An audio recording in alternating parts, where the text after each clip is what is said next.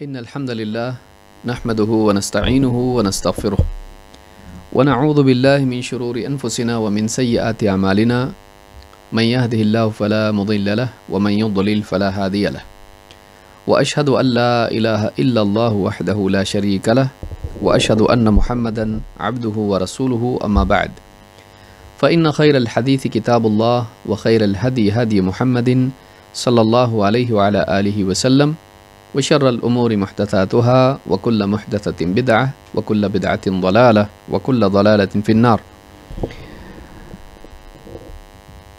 قال الله تبارك وتعالى ولذكر الله أكبر.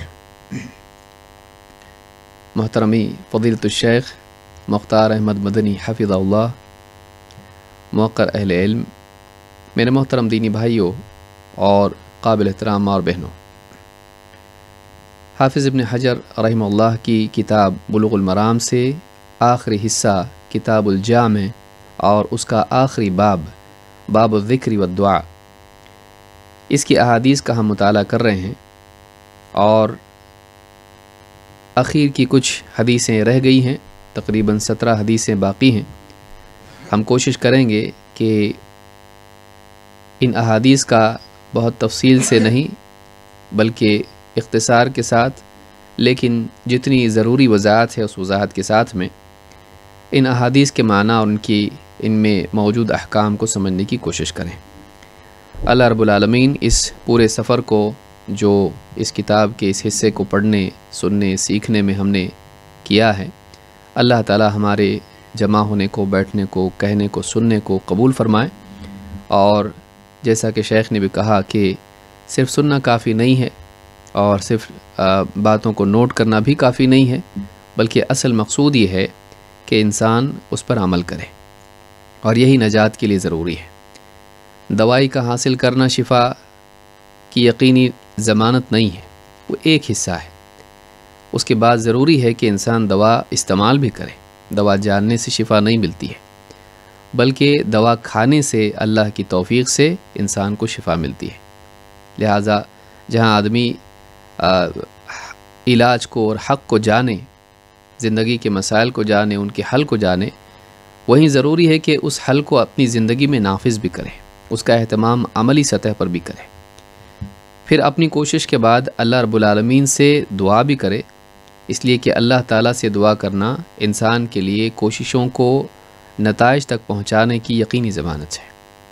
اللہ رب العالمین اگر توفیق نہ دے تو ہم کوشش بھی نہ کریں، اور اگر اللہ تعالیٰ ہماری کوششوں میں نتائج اور اس میں کامیابی نہ ڈالے تو کوششیں بھی ضائع ہو جاتی ہیں۔ تو یہ کچھ احادیث ہیں جو آخر میں رہ گئی ہیں، اور اللہ تعالیٰ سے امید ہے کہ ہم ان کو مکمل کریں گے انشاءاللہ۔ تو آج کی جو حدیث ہماری ہے یہ ترمذی ہی سے لی گئی ہے، اور ابن حجر رحمہ اللہ فرماتے ہیں وَلَهُ مِنْ حَدِيثِ أَبِي هُرَيْرَةَ رَفَعَهُ لَيْسَ شَيْءٌ أَكْرَمَ عَلَى اللَّهِ مِنَ الدُّعَاءِ وَصَحَّحَهُ ابن حبان والحاکم۔ امام ترمذی ہی سے ایک روایت آئی ہے جسے ابو ہریرہ رضی اللہ تعالیٰ نے روایت کیا ہے اور مرفوعاً روایت کیا ہے۔ رفعہ کا مطلب ہوتا ہے مرفوعاً روایت کیا ہے، یعنی بات ابو ہریرہ رضی اللہ تعالیٰ کی نہیں ہے، اسے موقوف کہا جاتا ہے، بلکہ یہ مرفوع ہے، یعنی انہوں نے اسے اللہ کے نبی صلی اللہ علیہ وسلم کا قول، آپ کی حدیث، آپ کا فرمان کے طور پر ذکر کیا ہے۔ لیس شیء اکرم علی اللہ من الدعاء، اللہ کے نزدیک دعا سے بڑھ کر کوئی چیز شرف والی نہیں، دعا سے بڑھ کر کوئی چیز معزز اور شرف والی اونچی نہیں ہے۔ اس حدیث کو امام ابن حبان نے اور حاکم نے روایت کیا ہے۔ علامہ مبارک پوری، عبد الرحمن مبارک پوری رحمہ اللہ فرماتے ہیں اس کی حکمت میں کہ کیوں دعا اتنی بڑی چیز ہے، اس سے دعا کی فضیلت معلوم ہوتی ہے کہ اللہ کے نزدیک دعا سے بڑھ کے کوئی عمل نہیں، کوئی چیز ایسا نہیں جو شرف والا ہو۔ اگر غور کیا جائے تو ہم دیکھیں گے کہ جتنی بھی عبادات ہیں، چاہے انسان اپنے مقال سے یا اپنے حال سے اللہ رب العالمین سے دنیا اور آخرت کے مسائل میں حل اور نجات اور کامیابی چاہتا ہے۔ دعا میں الفاظ کی صورت میں بھی آدمی بولتا ہے، الفاظ کی شکل میں اپنا مدعا بیان کرتا ہے، اپنا مطلوب اللہ کے سامنے بیان کرتا ہے، لیکن اگر آپ نماز دیکھیں جس میں قیام ہے، یا اسی طرح سے حج آپ دیکھیں عرفہ کا قیام ہے، یا اس طرح سے روزے کی حالت ہے، ان تمام حالتوں میں بندہ اپنے عمل کے ذریعے سے اللہ تعالیٰ سے عاجزی کرتا ہے، عبادت کرتے ہوئے دنیا اور آخرت کی کامیابی کا مطالبہ کرتا ہے، وہ خاموش زبان میں اللہ سے مانگتا ہے۔ لہٰذا دعا چاہے وہ زبان سے ہو یا عبادات میں عمل ہو، وہ سارا عمل خود یہ بھی دعا ہی کی ایک شکل ہے۔ اسی لیے آپ نے دیکھا کہ شیخ ابن عثیمین رحمہ اللہ فرماتے ہیں الدعاء هو العبادہ، اس حدیث کی شرح میں فرماتے ہیں کہ ہر عبادت دعا ہے اور ہر دعا عبادت ہے، کیونکہ آدمی عبادت میں بھی اپنے عمل کے ذریعے سے اللہ سے مطالبہ کر رہا ہوتا ہے، اجر و ثواب کا، مسائل کے حل کا، نصرت کا، آخرت کی کامیابی کا۔ تو دعا اتنی اونچی کیوں ہے؟ اور ہر عمل میں اللہ سے ایک اعتبار سے مطالبہ ہے، ہر عبادت میں اللہ سے مطالبہ ہے، کم از کم آخرت میں اجر و ثواب کا مطالبہ ہے، جہنم سے نجات کا مطالبہ ہے، پھر مزید دنیا میں بھی مطالبہ ہے مدد کا، نصرت کا۔ تو کہتے ہیں ایسا کیوں؟ کہتے ہیں لِأَنَّ فِيهِ إِظْهَارَ الْفَقْرِ وَالْعَجْزِ وَالتَّذَلُّلِ وَالْإِعْتِرَافِ بِقُوَّةِ اللَّهِ وَقُدْرَتِهِ۔ دعا اتنی اونچی کیوں؟ اتنا عظیم الشان عمل کیوں؟ کہتے اس لیے کہ اس میں انسان اپنے فقر، عجز اور تذلل کا اظہار کرتا ہے، اپنے فقر کا اظہار کرتا ہے ملکیت کے اعتبار سے، وسائل کے اعتبار سے۔ میرے پاس کچھ بھی نہیں ہے، میں فقیر ہوں، مال کے اعتبار سے ہو یا اسی طرح سے دنیا کے ساز و سامان اور اسباب کے اعتبار سے ہو جو کامیابی کے لیے ضروری ہیں، تو اپنی فقیری کا اعتراف کرتا ہے، اسی طرح سے اپنی عاجزی کا اعتراف کرتا ہے۔ جسمانی اعتبار سے بھی کوشش کرنے کے اعتبار سے انسان عاجز ہے جب تک کہ اللہ اس کی مدد نہ کرے۔ اسی طرح سے اپنے تذلل کا اظہار کرتا ہے کہ میں کمتر ہوں، میں غنی نہیں ہوں، میں مستغنی نہیں ہوں، میں عاجز ہوں، میں کمزور ہوں، مجھے مدد کی ضرورت ہے، تو میں چھوٹا ہوں، اللہ بڑا ہے۔ تو دعا میں انسان اپنے آپ کو فقیر مانتے ہوئے، محتاج مانتے ہوئے، عاجز مانتے ہوئے، ذلیل اللہ کے آگے کرتے ہوئے، کیونکہ کسی کے سامنے مانگنا ذلت ہوتی ہے، تو اللہ کے سامنے آدمی اپنے آپ کو ذلیل کرتا ہے، وہ اپنے ارادے سے کرتا ہے، مجبوری سے نہیں۔ ایک مومن بندہ مجبوری میں نہیں پکارتا، مشرکین ایسا کرتے تھے، مجبوری میں آ کے اللہ کو پکارتے تھے سب کو چھوڑ کے، جب پھنس جاتے تھے ایک دم۔ ایک مومن بندہ اچھے حالات میں بھی اللہ کو پکارتا ہے، وہ یہ سمجھتا ہے کہ سب کچھ میرے پاس ہو کر بھی اگر اللہ رب العالمین میری مدد نہ کرے، ان سے فائدہ اٹھانا میرے لیے ممکن نہیں ہے۔ تو لِأَنَّ فِيهِ إِظْهَارَ الْفَقْرِ وَالْعَجْزِ وَالتَّذَلُّلِ، اور دعا کی یعنی عبادت کی اصل تذلل ہے، پستی ہے۔ ایک آدمی اللہ کی عبادت کر رہا ہے، وہ اپنے آپ کو پست کرتا ہے، اپنے آپ کو ذلیل کرتا ہے، اپنے آپ کو جھکاتا ہے۔ تو یہ جھکانا اللہ کو بہت پسند ہے کہ بندہ اپنے آپ کو اللہ کے آگے جھکائے، یہی اصل روح ہے عبادت کی، یہی اصل ہے عبادت کی۔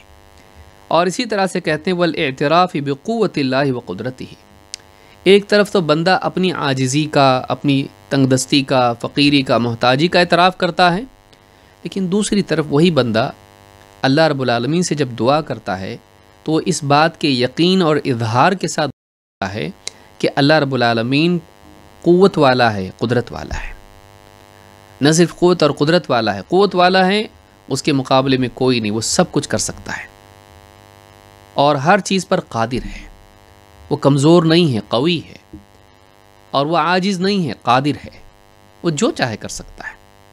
بلکہ اتنا ہی نہیں، علماء نے کہا کہ دعا میں ایک خوبی یہ بھی ہے کہ ایک بندہ جب اللہ سے دعا کرتا ہے تو وہ اللہ رب العالمین کے سننے اور جاننے کو بھی مانتا ہے کہ میں کبھی بھی پکاروں اللہ سنتا ہے، اور میرے مسائل کو اور میرے حل کو جانتا ہے۔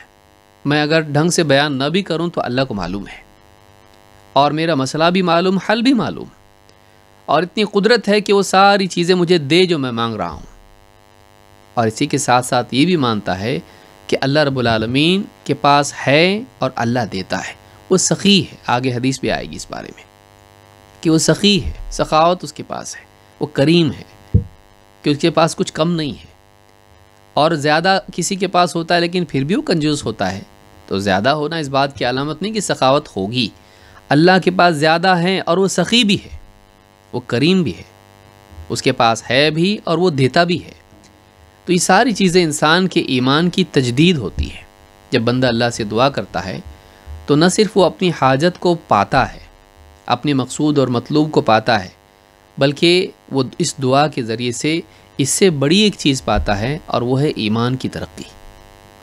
اللہ سے مانگنا اسے اللہ سے قریب کر دیتا ہے، اللہ سے مانگنا اسے اپنی اصل حیثیت یاد دلاتا ہے، اللہ سے مانگنا اسے اللہ رب العالمین کی عظمت کا استحضار کراتا ہے۔ تو دعا ایک اعتبار سے حاجات کے پانے کا ذریعہ ہے، اس میں کوئی شک نہیں، لیکن یہ اس سے بڑی ایک چیز اس کی ہے دعا میں، وہ یہ کہ ایمان کی تجدید اس سے ہوتی ہے، اللہ کا قرب نصیب ہوتا ہے۔ اسی لیے آپ دیکھیں قرآن میں اللہ نے فرمایا وَإِذَا سَأَلَكَ عِبَادِي عَنِّي فَإِنِّي قَرِيبٌ أُجِيبُ دَعْوَةَ الدَّاعِ إِذَا دَعَانِ، کہ جب میرے بندے یا نبی آپ سے میرے بارے میں پوچھیں تو آپ کہیے میں تو قریب ہوں اور دعا کرنے والی کی دعا کو سنتا ہوں، قبول کرتا ہوں، عطا کرتا ہوں۔ استجابہ میں سب چیز آتی ہے، یعنی جواب دینا اللہ کا اس ساری چیزوں کو شامل ہے۔ استجابت، اللہ تعالیٰ اس کو سنتا ہے، اس دعا کو قبول کرتا ہے، اور اللہ رب العالمین وہ عطا کرتا ہے جو بندے نے مانگا ہے۔ تو یہ ساری چیزیں اس میں آتی ہیں۔ تو آپ دیکھیں اللہ نے قریب کا لفظ ذکر کیا ہے یہاں پر، معلوم ہے کہ بندہ جب اللہ تعالیٰ سے دعا کرتا ہے تو اللہ کی قربت کو پاتا ہے، اور اس سے بڑھ کے کیا نعمت ہو سکتی ہے۔ دعا کرنے والا بندہ جب اللہ سے دعا کرتا ہے تو اللہ اس کے قریب ہوتا ہے۔ یہ جو قرب ہے یہ اس کے عمل کے ساتھ مقید ہے، مطلق نہیں ہے، اذا کے ساتھ آ رہا ہے، جب پکارتا ہے۔ تو یہاں پر آپ دیکھیں گے کہ دعا بہت بڑی چیز ہے۔ کیوں بڑی ہے؟ اگر کوئی کہے کہ بھائی دعا اتنی اونچی چیز کیوں، تو اس میں یہ ساری چیزیں ہیں، یہ ساری چیزیں ہیں، اپنی عاجزی اور اللہ رب العالمین کی عظمت کا استحضار۔ دعا ضرور قبول ہوتی ہے، اتنا جب دعا کا شرف ہے تو ظاہر بات ہے کہ اللہ رب العالمین دعاؤں کو ضائع نہیں کرتا ہے۔ اللہ کے نبی صلی اللہ علیہ وسلم فرماتے ہیں ما من احد يدعو بدعاء الا آتاه الله ما سأل او كف عنه من السوء مثله ما لم يدع بإثم او قطيعة رحم۔ امام الترمذی اور امام احمد نے اس کو روایت کیا ہے، صحیح الجامع الصغیر حدیث نمبر 5678، حدیث صحیح ہے۔ کیا الفاظ ہیں اور اس میں کیا بات ہے؟ آدمی کہہ رہے ہیں کہ جب اللہ تعالیٰ دیتا ہے تو ہم کو تو نہیں دیا اب تک، کوئی آدمی کہہ سکتا ہے۔ تو اللہ کے ہاں دعا قبول کرنا کئی اعتبار سے ہوتا ہے۔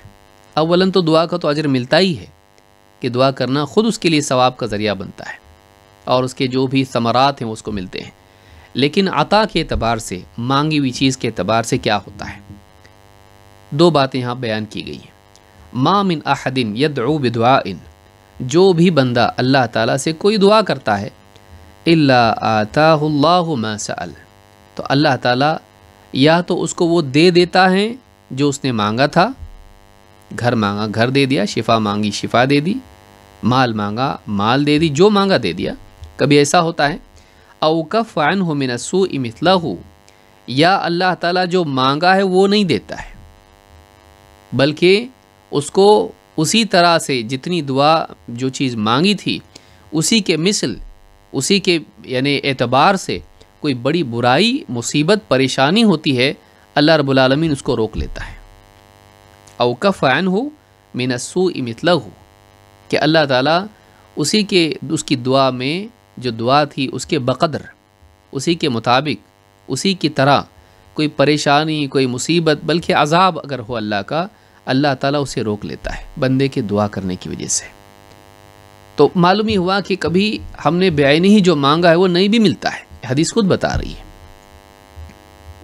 تو کوئی آدمی یہ نہ کہے کہ بھائی آپ تو کہتے ہو کہ اللہ دعا قبول کرتا ہے، پھر کیوں نہیں کی؟ حدیث خود بتا رہی کہ دوسری چیز بھی ہے۔ کبھی کبھی جو مانگا ہے، موٹر مانگ رہا ہے لیکن ایکسیڈنٹ سے بچایا اللہ تعالیٰ نے، ایسا بھی تو ہو سکتا ہے۔ موٹر مل جائے اور ایکسیڈنٹ ملے، چاہیے نہیں، موٹر نہیں دیں گے اور ایکسیڈنٹ سے بچائیں گے۔ تو کبھی انسان جو بعینی ہی مانگا ہے اس کو نہیں ملتا ہے، اس سے کبھی یہ نہیں سوچنا چاہیے کہ میں نے مانگا اور اللہ نے کیوں نہیں دیا۔ اس بات کا یقین رکھنا چاہیے کہ بہت ممکن ہے اللہ رب العالمین نے اگر بعینی ہی وہ نہیں دیا جو میں نے مانگا، اور ڈیٹ نکل گئی، کبھی ایسا بھی ہوگا نا کہ فلاں ڈیٹ کو اللہ مجھے یہ کر دے، اور وہ ڈیٹ نکل گئی، نہیں ملا وہ، تو اللہ نے دعا قبول نہیں کی، قبول کی۔ لیکن وہ چیز نہیں دی جو مانگی تھی، بلکہ ایک مصیبت سے نجات دے دی۔ ہم نہیں جانتے کیا مصیبت آنے والی تھی، ہم مستقبل نہیں جانتے اپنا۔ تو دعا ایسی عظیم الشان چیز ہے، ایسا عظیم الشان عمل ہے کہ اللہ اس کو ضائع نہیں کرتا ہے، لیکن مانگا ہے وہی دے دے گا ضروری نہیں، کبھی مصیبت سے بھی بچاتا ہے، بلکہ یہ زیادہ ضروری ہے۔ ایک انسان کو دنیا کی نعمتیں ملیں، اس سے بڑھ کر یہ ہے کہ وہ مصیبت سے محفوظ رہے، مصیبت سے محفوظ رہے۔ لیکن اس میں ایک شرط یہ بتائی گئی، ما لم يدع بإثم او قطيعة رحم، ہاں بشرطے کہ آدمی کسی گناہ کی دعا نہ کرے یا قطع رحمی کی دعا نہ کرے۔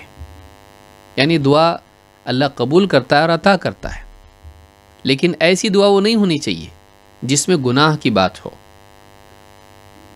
کہ کوئی آدمی لاٹری میں پیسہ لگائے اور اللہ سے دعا کرے یا اللہ میرا نمبر لگ جائے، کہ کوئی آدمی فلم دیکھنا چاہتا اور دعا کر رہا اللہ مجھ کو ٹکٹ دلا دے، تو یہ ساری خرافات ہیں۔ اللہ تعالیٰ گناہ کی دعا نہیں، اللہ قبول نہیں کرتا ہے۔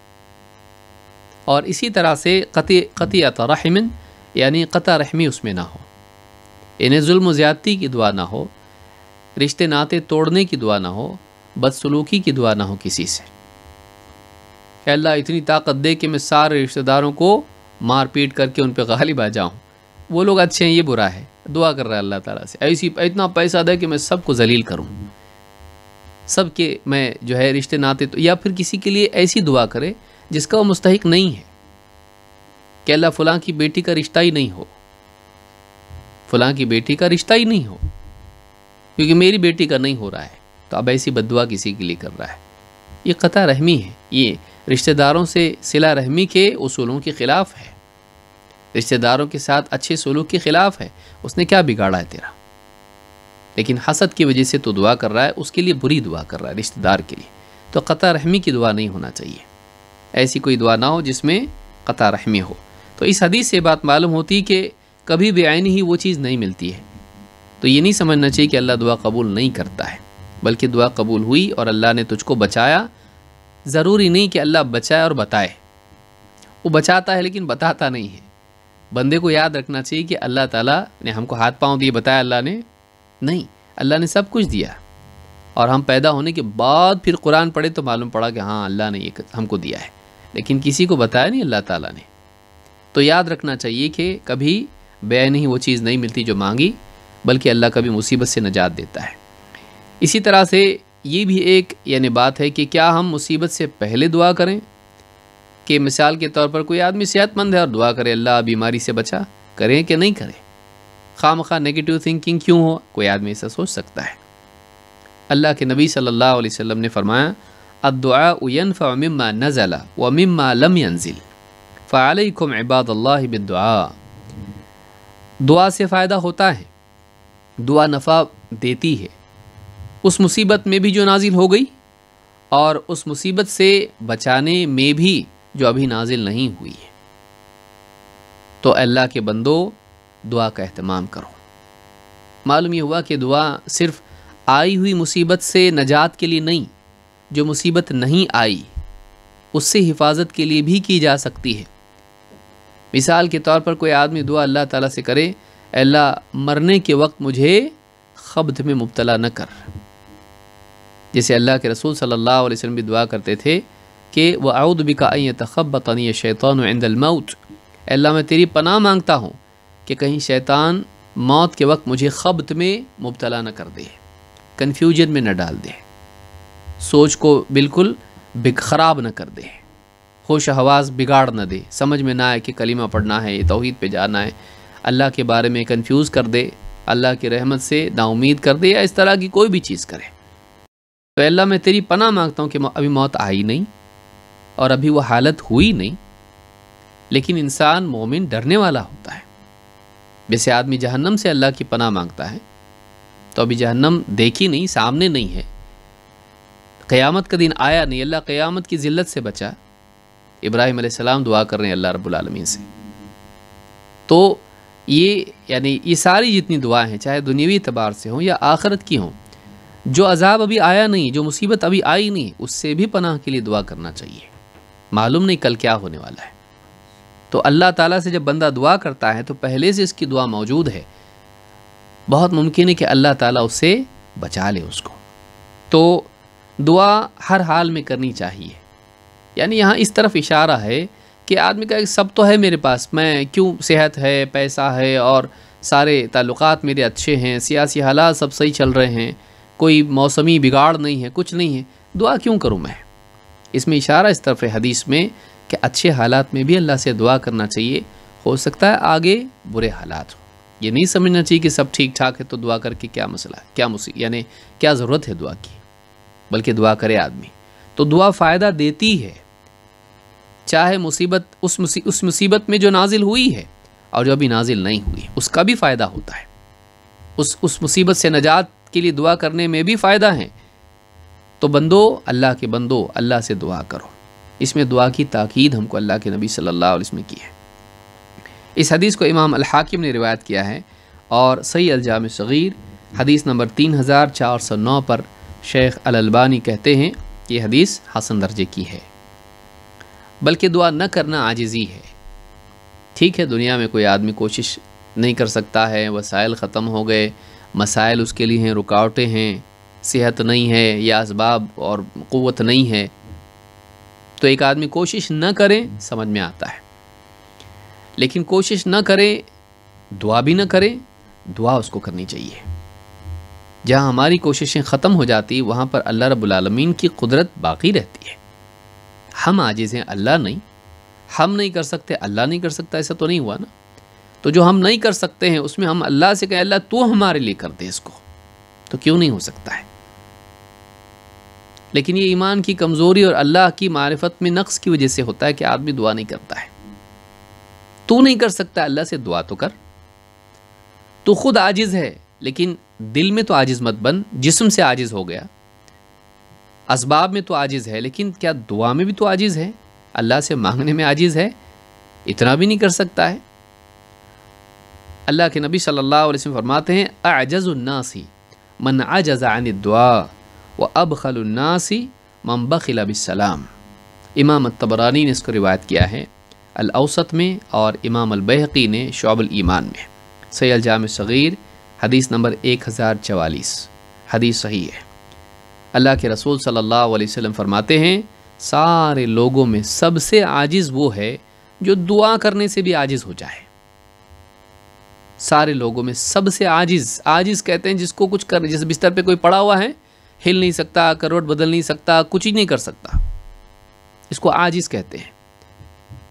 عاجز لوگوں میں سب سے زیادہ عاجز وہ ہے جو دعا سے بھی عاجز ہو جائے، کہ جو دعا بھی نہیں کر سکتا، اللہ سے کوشش تو نہیں کر سکتا، دعا بھی نہیں کر سکتا، اس سے زیادہ کوئی عاجز نہیں ہے.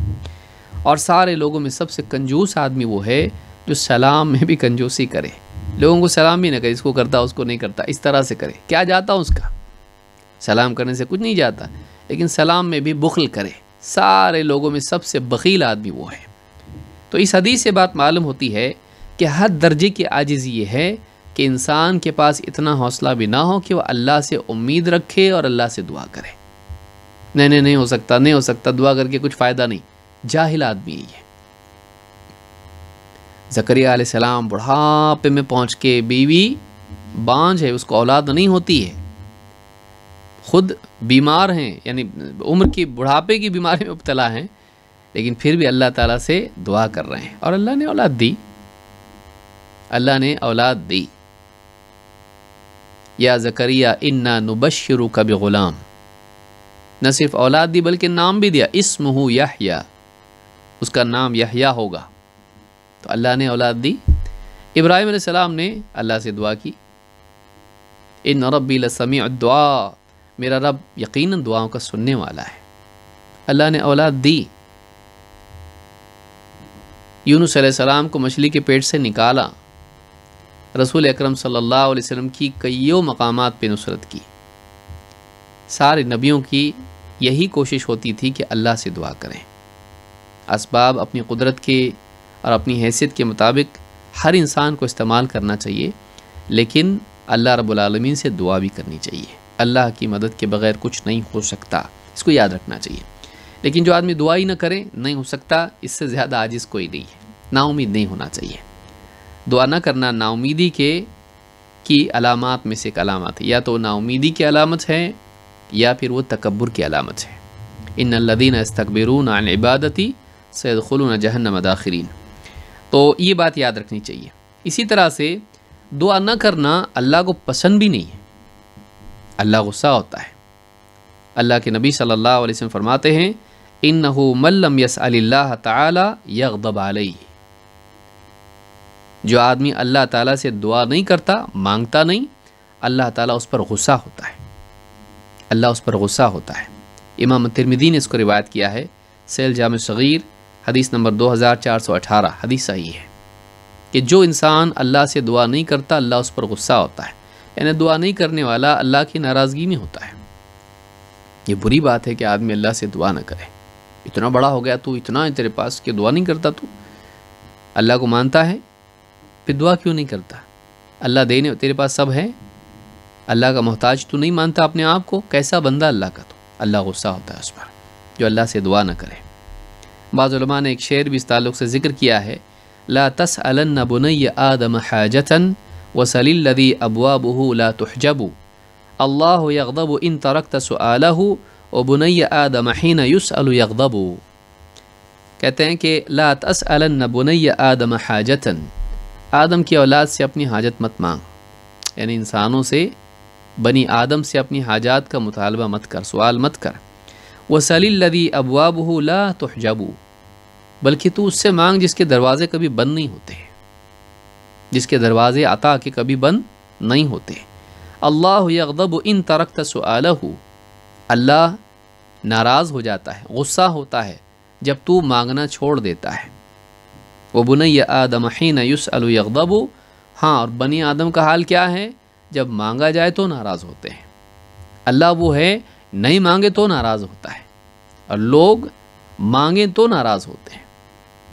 تو کیوں مانگے ان سے آدمی جو ناراض ہوتے ہیں، کیوں نہیں مانگے اس سے جو ناراض نہیں ہوتا ہے بلکہ نہ مانگنے پر ناراض ہوتا ہے۔ بلا شبہ انسان کو اسباب اختیار کرنی چاہیے، لیکن اللہ سے مانگنا نہیں چھوڑنا چاہیے۔ تو یہ حدیث بتاتی ہے کہ اللہ تعالیٰ کے نزدیک دعا کا بہت اونچا مقام ہے، لہٰذا اگر اللہ کے پاس اونچا مقام پانا ہے تو دعا کا اہتمام کرنا چاہیے، اور جو آدمی اللہ سے دعا نہیں کرتا ہے اس کا مقام گر جاتا ہے، بلکہ اللہ اس سے ناراض ہوتا ہے۔ آئیے آگے بڑھتے ہیں۔ یہ حدیث نمبر 13 ہے جو اس کا مطالعہ ہم کریں گے، جو دعا ہی سے متعلق ہے لیکن یہ خاص موقع کے لیے ہے۔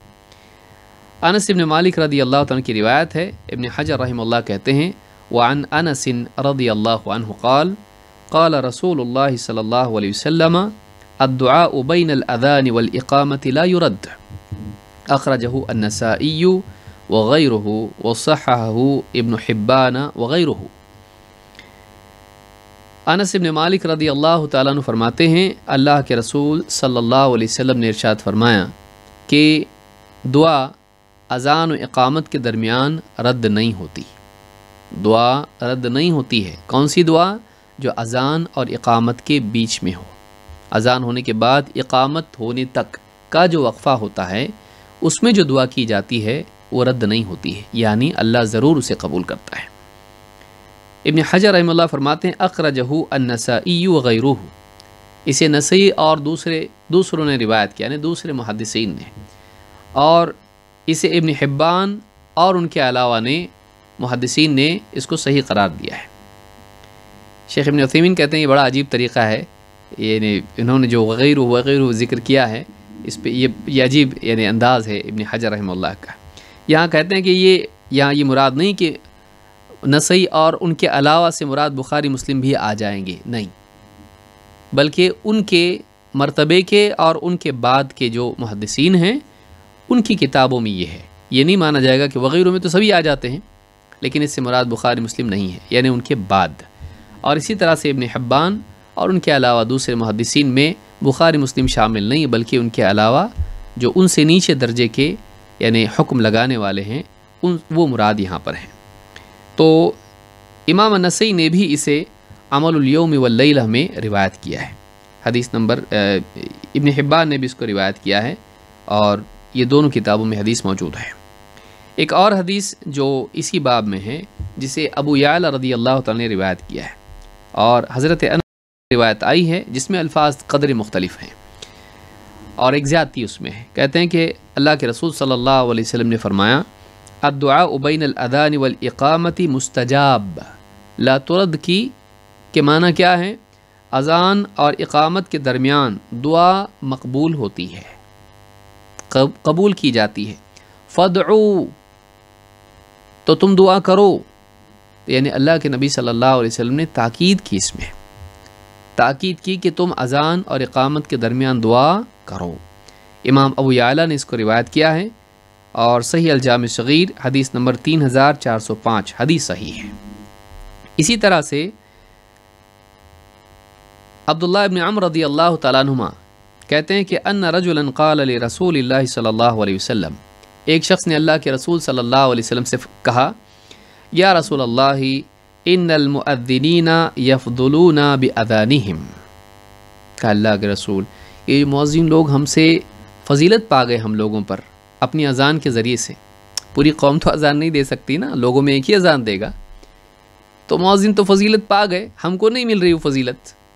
جن کو مؤذن مقرر کر دیا گیا ہے، مؤذن عموماً اس زمانے میں ایک آدمی ہوا کرتا تھا جو اپنی مسجد میں اذان دیتا تھا، جیسے حضرت بلال رضی اللہ تعالیٰ تھے وہی اذان دیتے تھے اور عبداللہ ابن ام مکتوم، تو یعنی ایک خاص آدمی ہی اذان دیتا تھا. تو کہا کہ مؤذن ہم پر فضیلت پا گئے، وہ ہم کو نصیب نہیں ہو رہی ہے. فقال رسول اللہ صلی اللہ علیہ وسلم، آج دیکھیے غور کرنے کی چیز ہے کہ اس زمانے میں مؤذن کو ایک خاص فضیلت کا حامل سمجھا جاتا تھا. آج ہمارے معاشرے میں مؤذن کی وہ قیمت نہیں جو اس زمانے میں ہوا کرتی تھی. یہ بہت ہی افسوس کی چیز ہے. بلکہ مؤذن تو کیا، آپ دیکھیے علماء کا وہ مقام نہیں ہے، علماء کو اور مؤذنین کو خادم سمجھا جاتا ہے. تو جو قوم اپنے بڑوں کو خادم سمجھنے لگے تو ایسی قوم کیسے عزت پائے گی جو عزت والوں کو عزت والا نہ سمجھے. علماء کی کیا قدر آپ سمجھ سکتے ہیں. معاشرے کے اندر پروفیسر کی زیادہ عزت ملے گی آپ کو، عالم کی کم ملے گی. تو یہ امت کے زوال کی علامات میں سے ہے، اس کو یاد رکھنا چاہیے. تو کہا کہ مؤذنین ہم سے فضیلت میں بڑھ گئے اپنی اذان کے ذریعے سے. فقال له رسول اللہ صلی اللہ علیہ وسلم قل کما یقولون، کہا کہ یعنی ظاہر بات ہے مؤذن کس وجہ سے بڑھ گیا، وہ کچھ خاص کلمات کہہ کے لوگوں کو نماز کے لیے بلاتا ہے. تو آپ نے فرمایا ٹھیک ہے تم بھی وہی کہو جو مؤذن کہتا ہے، قل کما یقولون، جیسا مؤذن کہتے ہیں تم بھی کہو. فَإِذَا انْتَهَيْتَ، جب تو رک جائے، یعنی جب اس کی اذان ختم ہو اور تو جواب ہر بات کا دے، اللہ اکبر جو بھی کلمات کہتا ہے جیسا وہ کہتا ہے تو کہتا چلا جا. ہاں سوائے حی علی الصلاح اور حی علی الفلاح کے، اس وقت میں کیا کہنا ہے جیسا دوسری حدیثوں میں آیا ہے لا حول ولا قوت الا باللہ، لا حول ولا قوت الا باللہ، بس اتنا کہنا ہے. تو کہا کہ فَإِذَا انْتَهَيْتَ فَسَلْ تُعْطَى، جب اذان کا جواب دینا تیرا ختم ہو جائے تو سل مانگ، تعطا ملے گا. اذان جب ہو جائے اور تو اذان کا جواب دے دے، اس کے بعد دعا کر، تجھے عطا کیا جائے گا. یعنی اللہ تعالیٰ اس وقت دعا کرنے پر عطا کرتا ہے. تو حکم مانگنے کا ہے اور وعدہ عطا کا ہے. جب اللہ کے نبی صلی اللہ علیہ وسلم فرما رہے ہیں تو عطا ملے گا، تو تیرے لیے بھی ایک فضیلت ہے. اگر مؤذنین کے لیے وہ بات ہے، اب ظاہر بات مؤذن کی ایک فضیلت وہ بھی ہے کہ جتنے لوگ نماز کو آئیں گے سب کا ثواب اس کو ملے گا، یہ تو اس کے لیے نہیں ہے. لیکن یہ ہے کہ تیرے لیے مانگنے کا موقع ہے کہ تو جو مانگے گا اللہ تعالیٰ تجھ کو دے گا. تو اس حدیث کو امام احمد، ابو داؤد، نسائی، ابن حبان نے روایت کیا ہے اور صحیح الجامع صغیر حدیث نمبر 4403 حدیث صحیح ہے. تو اس سے معلوم ہی ہوتا ہے کہ اذان کی انتہا پر، یہاں پر یاد رکھنا ضروری، دوران اذان نہیں ہے. اسی لیے کہا کہ فَإِذَا انْتَهَيْتَ، جب تو اذان تیری ختم ہو جائے، جواب دینا ختم ہو جائے، فَسَلْ تُعْطَى، پھر اس کے بعد دعا کر، تجھے عطا کیا جائے گا. اسی لیے اگلی حدیث میں کوئی شبہ باقی نہیں رہنا چاہیے.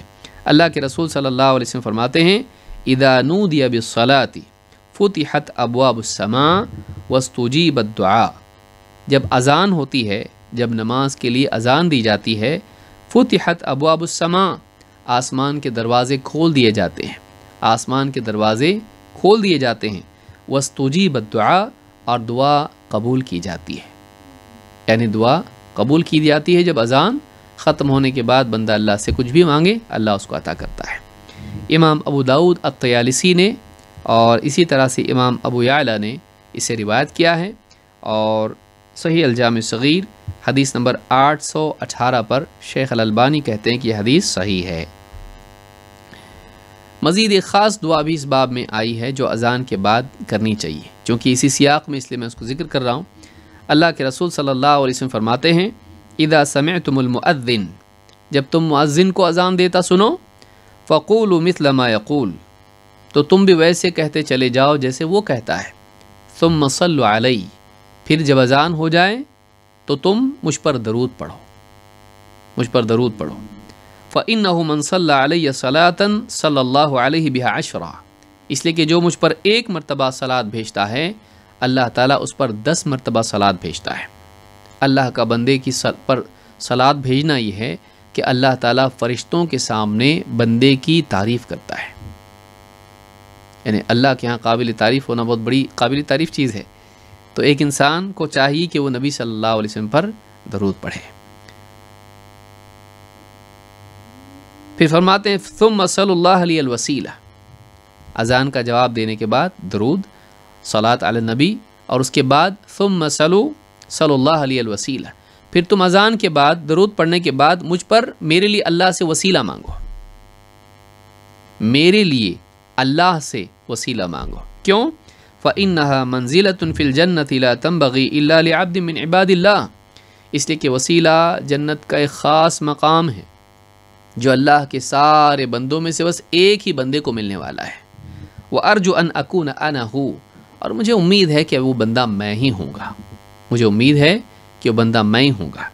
फ़मन सअल लियल वसीला हल्लत लहु शफ़ाअह, तो जो भी बंदा, जो भी मुसलमान मेरे लिए अल्लाह ताला से वसीला मांगे कि हमारे नबी को अल्लाह वसीला दे दे, तो ये जो दुआ पूरी है आगे हदीस में आई है, तो वो जो दुआ अल्लाह से मांगे, फ़मन सअल लियल वसीला हल्लत लहु शफ़ाअह, तो मेरी सिफारिश क़यामत के दिन उसके लिए हलाल हो जाएगी। तो जो नबी सल्लल्लाहु अलैहि वसल्लम के लिए वसीला मांगे, आप उसके लिए क़यामत के दिन सिफारिश करेंगे, तो ये उसके लिए कामयाबी का ज़ीना बन जाएगा कि नबी सल्लल्लाहु अलैहि वसल्लम की सिफारिश का हक़दार वो बनेगा। इस हदीस को इमाम मुस्लिम ने किताबुस्सलाह में हदीस नंबर 384 पर रिवायत किया है। तो मालूम हुआ कि अज़ान जब होती है 3 काम होने चाहिए, अज़ान का जवाब, उसके बाद दरूद, उसके बाद वसीले की दुआ। अल्लाह के नबी सल्लल्लाहु अलैहि वसल्लम फरमाते हैं, मन क़ाल हीन यस्मअ निदा, वो क्या दुआ है, वो भी हदीस में आई है। मन क़ाल हीन यस्मअ निदा, जो आदमी अज़ान के वक्त ये दुआ करे, यानी अज़ान सुन के ख़त्म होने के बाद, जैसा कि हदीस में आया है, ये दुआ करे, अल्लाहुम्मा रब्ब हादिहि दाअवति ताम्मा वस्सलातिल क़ाइमा आति मुहम्मदनिल वसीलत वल फ़ज़ीला वबअथहु मक़ामम महमूदनिल्लज़ी वअदतह हल्लत लहू शफ़ाअती यौमल क़ियामा। जो आदमी ये दुआ करे अज़ान सुन के, यानी अज़ान के इख्तिताम पर दरूद पढ़ के, और फिर ये दुआ पढ़े, क्या? अल्लाहुम्मा रब्ब हादिहि दाअवति ताम्मा, ए अल्लाह इस कामिल दावत के रब, वस्सलातिल क़ाइमा, और इस कायम होने वाली नमाज के रब, आति मुहम्मदा अल वसीला वल फ़ज़ीला, मुहम्मद सल्लल्लाहु अलैहि वसल्लम को वसीला अता फरमा, यानी जन्नत का मकाम आपको दे दे, हम दुआ कर रहे हैं तुझसे हमारे नबी के लिए, वल फ़ज़ीला, और आपको फ़जीलत अता फरमा। सारी मखलूक पर अल्लाह ने फ़जीलत दे रखी है, वो फ़जीलत खुसूसी फ़जीलत आपको अता फरमा, और इसके अलावा जो भी फ़ज़ाइल हैं, वबअथहु मक़ामन महमूदा अल्लज़ी वअदतह, और आपको मकाम महमूद अता फरमा जो जिसका तूने आपसे वादा किया है, यानी शफ़ाअत। हदीस में साफ़ आया है कि मकाम महमूद से मुराद शफ़ाअत है। तो जो आदमी दुआ करेगा उसके लिए मेरी शफ़ाअत क़यामत के लिए, क़यामत के दिन हलाल हो जाएगी, यानी उसे नसीब होगी। इमाम अल-बुखारी ने किताबुल आज़ान में इसको रिवायत किया है, हदीस नंबर 614। تو یہ فضیلت اس چیز کی ہے کہ ایک انسان اذان کے بعد دعا کرے. اذان و اقامت کے درمیان دعا رد نہیں ہوتی ہے. اس میں بعض علماء نے یہ ذکر کیا ہے کہ بہت سے لوگ یعنی نماز کے لیے آتے ہیں تو عین جماعت کھڑی ہوتی تب آتے ہیں، وہ لوگ اکثر اس فضیلت سے محروم رہتے ہیں. لیکن جیسا کہ سلف کا معمول تھا، اللہ ہم کو بھی توفیق عطا فرمائے، کہ اذان کے وقت میں مسجد میں موجود رہتے تھے عموماً، الا یہ کہ کوئی عذر ہو. تو وہ آدمی اگر جلدی آتا ہے تو اس کو یہ وقت مل جاتا ہے کہ اقامت سے پہلے وہ کچھ دعا بھی کر لے.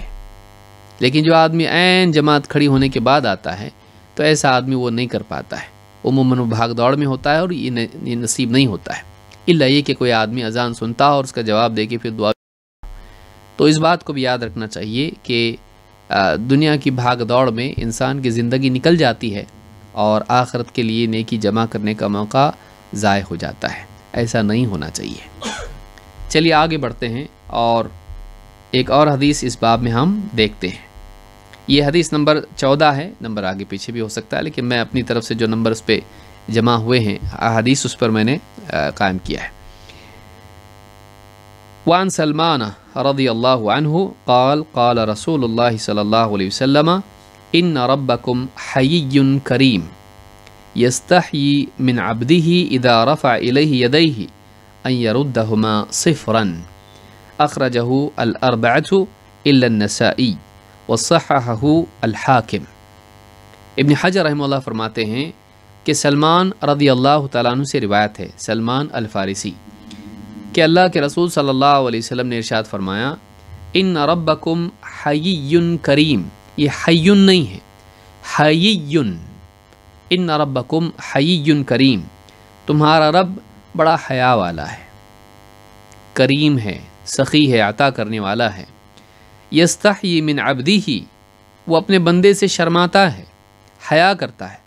اذا رفع الیہ یدیہ ان یردہما صفرا، اپنے بندے سے جب وہ اپنے دونوں ہاتھ دعا کے لیے اٹھاتا ہے تو اللہ تعالیٰ اس بات سے شرماتا ہے کہ انہیں خالی ہاتھ لوٹا دے، ان ہاتھوں کو خالی لوٹائے.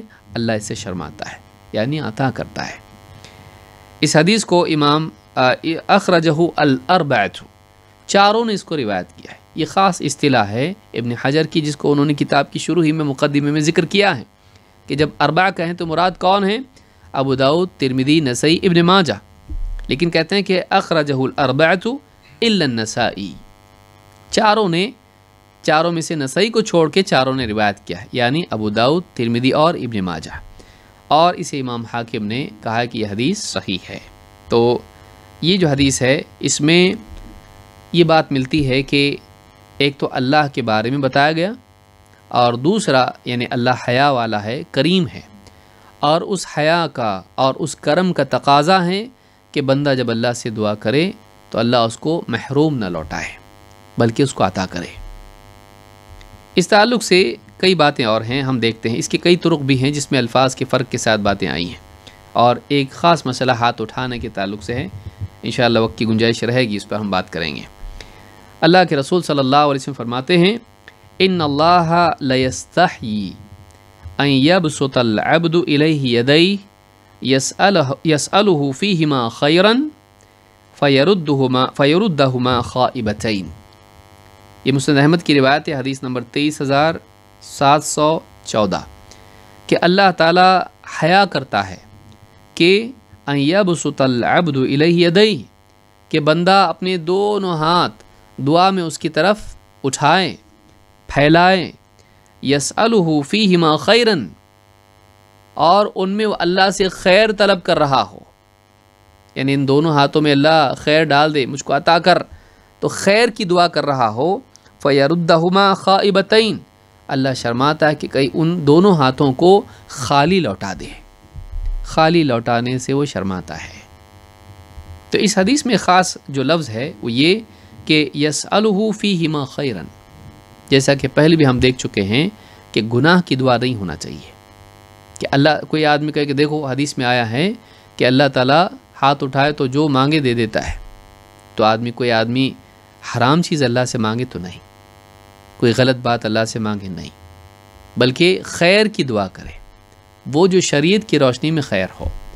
ایسی کوئی دعا اللہ سے کرتا ہے تو اللہ تعالیٰ اس سے شرماتا ہے کہ اس کے ہاتھوں کو خالی لوٹائے۔ اس حدیث میں اللہ تعالیٰ کے 2 نام یا 2 صفات ذکر ہوئی ہیں۔ ظاہر بات ہے کہ ہر نام سے کوئی صفت ظاہر ہوتی جو اصولوں میں سے ہے۔ اللہ کے اسماء صفات کے اصول ہیں، ان میں سے ایک اصول یہ ہے کہ اللہ کا ہر نام اس کے جو معنی اس نام میں ہیں اس صفت پر مبنی ہوتا ہے، یعنی اس سے وہ صفت ظاہر ہوتی ہے، اس میں وہ صفت ہوتی ہے، مستلزم ہوتی ہے۔ 2 نام کیا ہیں؟ حی، کریم۔ شیخ ابن عثیمین رحمہ اللہ فرماتے ہیں حی غیر حی، یہ 2 الگ نام ہیں۔ الحی القیوم وہ الگ ہے، یہ حی ہے، وہ حی ہے۔ یہاں پر یا ایک ایکسٹرا ہے، اب سمجھ میں آئے گا۔ حی تو پہلے یا کے نیچے کسرہ ہے اور دوسرا یا اس پر تشدید بھی ہے اور تنوین ہے۔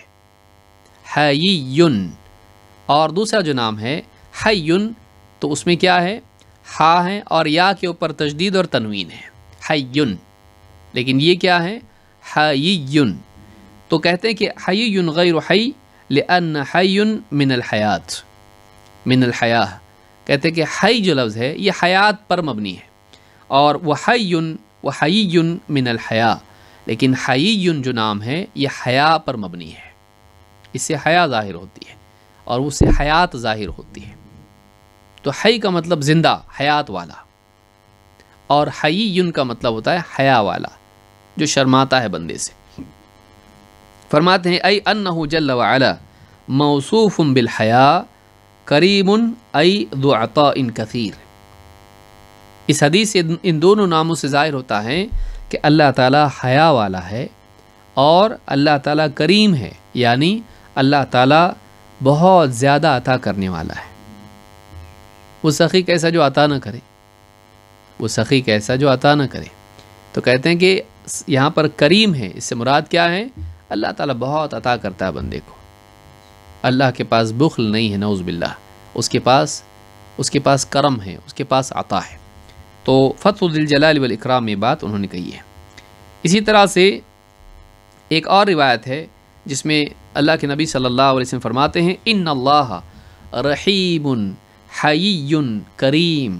3 نام یہاں پر آئے ہیں۔ اللہ تعالیٰ کیا ہے؟ رحیم ہے، حیا والا ہے، کرم والا ہے۔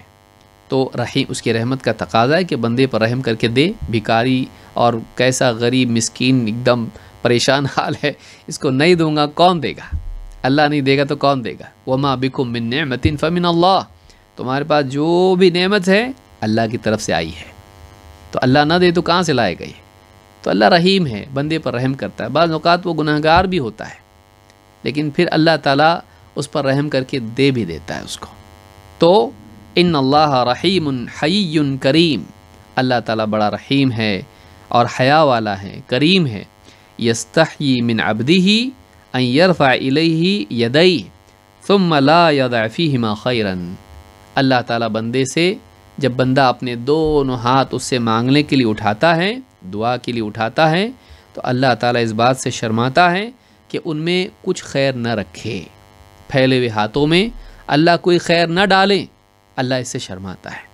یعنی اللہ تعالیٰ ضرور اس میں خیر اس کو عطا کرتا ہے۔ یہاں بھی خیر کا لفظ آیا ہے، یہاں شر نہیں ہے، بلکہ خیر مانگنا چاہیے اور اللہ اس میں خیر ڈالتا ہے۔ امام حاکم نے اس کو روایت کیا ہے اور حضرت انس ہی سے روایت ہے، صحیح الجامع الصغیر حدیث نمبر 1768، حدیث صحیح ہے۔ اس حدیث سے بات معلوم ہوتی ہے کہ دعا کے آداب میں سے یہ ہے کہ آدمی دعا جب کرے، کچھ مانگ رہا ہو اللہ سے، تو اس وقت میں دونوں ہاتھ اٹھائے۔ لیکن اس میں قاعدہ یہ ہے کہ جہاں اللہ کے نبی صلی اللہ علیہ وسلم سے دعا کرنا اور ہاتھ نہ اٹھانا اس کی صراحت ہے، وہاں تو کسی بھی حال میں آدمی کو ہاتھ نہیں اٹھانا چاہیے، کیونکہ آپ نے دعا مانگی لیکن ہاتھ نہیں اٹھائے۔ اور یہ عام اوقات کے لیے ہے کہ جب آدمی کچھ مانگ رہا ہے، اس کا دل بول رہا ہے چلو اللہ سے کچھ مانگیں گے اپنے لیے، تو اس وقت میں آدمی جو مطلق دعا ہوتی ہے تو اس دعا میں ہاتھ اٹھائے، یہ افضل ہے۔ اور بغیر ہاتھ اٹھائے مانگے تب بھی کوئی حرج نہیں ہے، لیکن جہاں آپ سے ثابت ہو کہ آپ نے ہاتھ اٹھا کے دعا کی، وہاں تو کرنا ہی چاہیے۔ جہاں ثابت ہے کہ ہاتھ نہیں اٹھایا، وہاں نہیں اٹھانا چاہیے۔ اور اس کے علاوہ جو دعائیں آئی ہیں اس میں بھی احتیاط یہ ہے کہ جہاں آپ کی دعا کا ذکر ہو لیکن ہاتھ اٹھانے کا ذکر نہ ہو، ہاتھ نہیں اٹھائے۔ جہاں اللہ کے نبی صلی اللہ علیہ وسلم کا دعا کرنا آیا ہو حدیث میں، ہاتھ اٹھانے کا ذکر نہ ہو تو آدمی اس وقت میں ہاتھ اٹھائے نہیں، اس لیے کہ اس کے لیے ضروری ہے کہ ثبوت ہو۔ ہاں، ایک آدمی اپنے طور پر کچھ بھی دعا کسی وقت میں کرنا چاہتا ہو، کوئی بیٹھا ہوا ہے اور دل چاہتا ہے کہ میں اپنے لیے اولاد کے لیے مانگوں، اپنے گھر والوں کے لیے، اپنے لیے مانگوں، تو اس وقت میں ہاتھ اٹھائے کہ نہ اٹھائے، تو یہ مطلق دعا ہے کہ تجھ کو مانگنا ہے کچھ، اب اٹھا ہاتھ۔ اس میں افضل یہ ہے کہ آدمی ہاتھ اٹھائے، تو یہ بھی یاد رکھنا چاہیے۔ ورنہ آدمی سورۃ الفاتحہ میں بھی کیا ہے، دعا نہیں ہے، اہدنا الصراط المستقیم، کہ دیکھو اگر کھلے اس کو چھوڑ دیا جائے تو پھر وہ ہاتھ باندھا ہوا ہے لیکن پھر ہاتھ اٹھا کے دعا کر رہا ہے، کیونکہ حدیث میں آیا کہ ہاتھ اٹھانے پر اللہ دعا قبول کرتا ہے۔ نہیں، وہاں پر ہاتھ باندھنے کا ذکر ہے، ہاتھ اٹھانے کا نہیں۔ یا آدمی کسی پر سلام کر رہا ہے، السلام علیکم ورحمۃ اللہ، ہاتھ اٹھا کے دعا کر رہا ہے، نہ اس میں انکار مروی ہے نہ اس میں اقرار مروی ہے، تو اب کیا کریں؟ دعا نہیں ہے، وہ سلامتی کی دعا ہے، وہ تو کیا کرے گا؟ مطلب دعا میں ہاتھ اٹھائے گا؟ اس طرح سے نہیں۔ یا تحیات میں آدمی دعائیں کر رہا ہے اور اس میں ہاتھ اٹھا رہا ہے، نہیں، اس میں طریقہ الگ ہے جیسا کہ حدیث میں آئے گا۔ تو یہ قاعدہ یاد رکھیں کہ جہاں پر یعنی مروی ہو ہاتھ اٹھانا، وہیں اٹھانا چاہیے۔ دعائیں سنت سے ثابت ہیں۔ اس کے علاوہ کوئی آدمی اپنی طور پر دعا کرنا چاہتا ہے، وہ اپنے ہاتھ اٹھا کے دعا کرے، تو یہ مطلق دعا کے لیے، نہ کہ کسی خاص دعا کے لیے۔ اسی طرح سے ابن عباس یعنی جو ہم دیکھ رہے ہیں کہ ہاتھ اٹھانے کے بارے میں ثبوت کیا ہے، ابن عباس رضی اللہ تعالیٰ عنہ کہتے ہیں، کان رسول اللہ صلی اللہ علیہ وسلم اذا دعا جعل باطن کفہ الی وجہہ، ہاتھ کیسے اٹھائے جائیں؟ فرماتے ہیں کہ اللہ کے رسول صلی اللہ علیہ وسلم جب دعا کرتے تو اپنے دونوں ہتھیلیاں اپنے چہرے کی طرف رکھتے، دونوں ہتھیلیاں کہاں رکھتے؟ اپنے چہرے کے سامنے، تو جعل باطن کفہ الی وجہہ، تو اپنے اس طرح سے چہرے کے سامنے دونوں ہاتھ رکھتے۔ امام الطبرانی نے الکبیر میں اس کو روایت کیا ہے، المعجم الکبیر میں، اور صحیح الجامع الصغیر حدیث نمبر 4721 پر شیخ البانی کہتے ہیں یہ حدیث صحیح ہے۔ اسی طرح سے ابو ہریرہ رضی اللہ تعالیٰ عنہ کہتے ہیں کہ قدم الطفیل واصحابہ فقالوا، طفیل ابن عمر الدوسی رضی اللہ تعالیٰ عنہ اور ان کے ساتھی آئے اور کہا، یا رسول اللہ ان دوسا قد کفرت و ابت، قبیلہ دوس کے لوگوں نے کفر کیا اور دعوت قبول کرنے سے انکار کر دیا، اسلام کی دعوت، فادعوا اللہ علیہا، پورے قبیلے کے لیے آپ بدعا کر دیجئے۔ ایک روایت میں ہے فاستقبل رسول اللہ صلی اللہ علیہ وسلم القبلۃ ورفع یدیہ، اللہ کے رسول صلی اللہ علیہ وسلم قبلہ رخ ہوئے اور آپ نے دونوں ہاتھ اٹھائے۔ تو مطلق دعا کوئی آدمی کرتا ہے، اس میں افضل یہ بھی ہے کہ وہ قبلہ رخ ہو، لازم نہیں ہے، افضل یہ ہے کہ قبلہ رخ ہو۔ تو قبلہ رخ آپ ہوئے، قبلے کی طرف چہرہ کیا اور پھر دونوں ہاتھ اٹھائے۔ ایک اور روایت میں فظن الناس انہ یدعو علیہم، لوگوں نے یقین کر لیا کہ اب تو اللہ کے رسول صلی اللہ علیہ وسلم بددعا کریں گے۔ فقیل ہلکت دوس، کچھ لوگوں نے یہ بھی کہا اب تو قبیلہ دوس کی بربادی ہے، ہلکت دوسن۔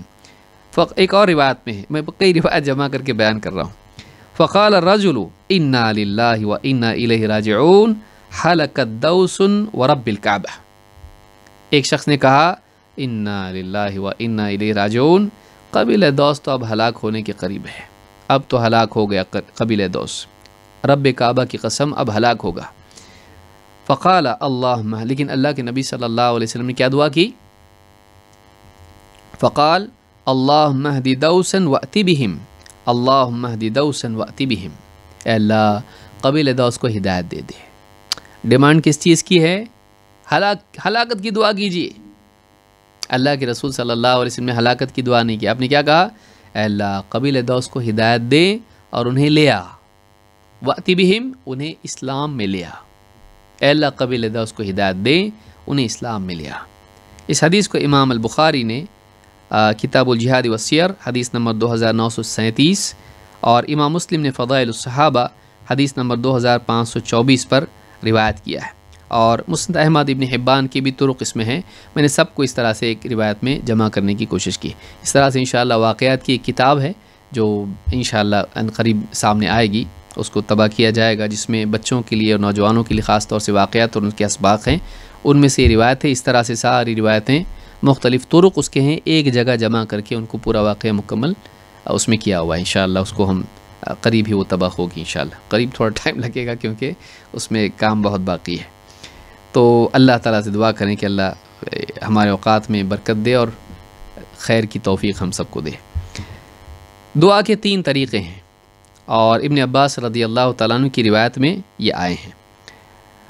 فرماتے ہیں المسألۃ ان ترفع یدیک حذو منکبیک او نحوہما، اللہ سے دعا کرنا، مانگنا، سوال کرنا یہ ہے کہ تو اپنے کندھوں تک، یعنی جو کندھے ہیں یہاں تک تو دونوں ہاتھ اٹھائے، او نحوہما یا ان کے قریب، نیچے بھی چلے گا، یعنی یہاں تک اٹھا، اس سے اوپر نہیں ہے، اس سے اوپر نہیں، وہ ایک خاص حالت میں ہے۔ اور والاستغفار ان تشیر باصبع واحدہ، اور استغفار یہ ہے کہ تو ایک انگلی سے اشارہ کرے، ایک انگلی سے اشارہ کرے۔ والابتحال ان تمد یدیک جمیعا، اور ابتحال اللہ سے فریاد کرنا مصیبت میں یہ ہے کہ تو دونوں ہاتھ اس طرح سے اٹھا کے اللہ سے دعا کر، یعنی ایک دم پھیلا کے پورے اس طرح سے اللہ سے دعا کر، تو ابتحال اس کو کہتے ہیں۔ امام ابو داؤد نے اس کو روایت کیا ہے، صحیح الجامع صغیر حدیث نمبر 6694، حدیث صحیح ہے، یعنی موقوف ہے لیکن فی حکم المرفوع ہے۔ صحابی اس طرح کی بات اگر کہیں جو اجتہاد سے نہیں کہی جاتی ہے تو ضرور وہ نبی صلی اللہ علیہ وسلم سے سنی ہوگی، یہ معنی اس سے سامنے آتے ہیں۔ وقت ہو گیا؟ ہو گیا۔ تو میں سمجھتا ہوں ہم لوگوں کو یہیں رکنا چاہیے، اور یہ جو یعنی دعا میں انگلی سے اشارے کی جو بات آئی ہے، دونوں ہاتھوں کا تو ہم نے دیکھا، لیکن یہ بھی ایک طریقہ ہے کہ ایک انسان انگلی کے اشارے سے دعا کرے، تو اس کی تفصیل کیا ہے انشاءاللہ ہم آنے والے درس میں دیکھیں گے۔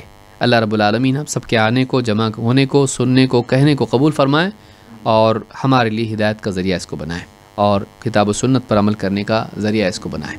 اقول ھذا واستغفر اللہ لی ولکم۔